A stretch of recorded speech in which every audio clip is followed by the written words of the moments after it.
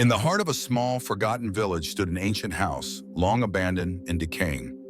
The villagers avoided it, speaking only in hushed whispers about the terrible events that had occurred there many years ago. They said the walls of the house held secrets, and those who dared enter never returned the same.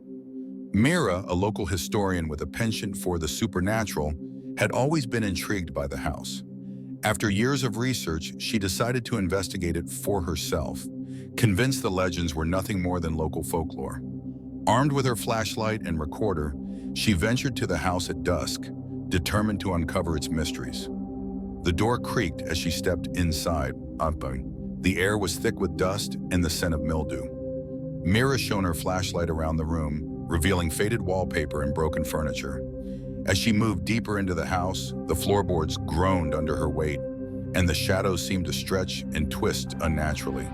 Her recorder crackled to life, capturing only silence at first. But as she continued through the hallway, a soft whisper echoed through the air. "Help me!" Mira froze. The whisper was faint, almost like a breeze, but unmistakably human. Her heart pounded in her chest, but she convinced herself it was just the wind. She pressed on, her curiosity driving her forward. As she ascended the narrow staircase, the whisper grew louder, more desperate. "Help me, please!" The voice seemed to come from the walls themselves, and Mira felt a chill crawl down her spine. She reached the top of the stairs and stood before a closed door. Her hand trembled as she reached for the knob. The door opened with a groan, revealing a small, dusty bedroom. In the center of the room stood a wardrobe, its doors slightly ajar. The whisper came again, now so clear it felt as though someone was standing right behind her. "Help me! I'm trapped!"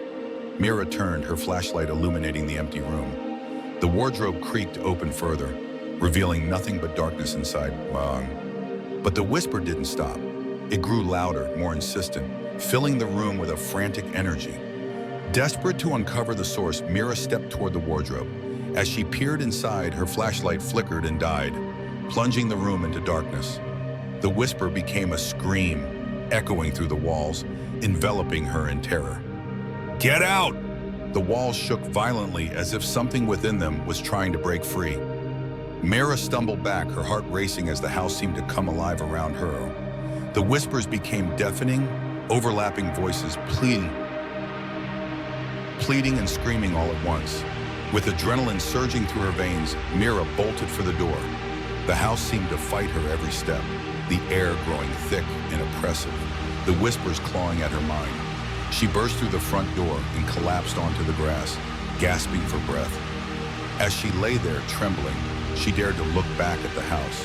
The whispers had stopped, and the air was still. But just as she thought it was over, she heard one final chilling whisper drift through the air. "We'll be waiting."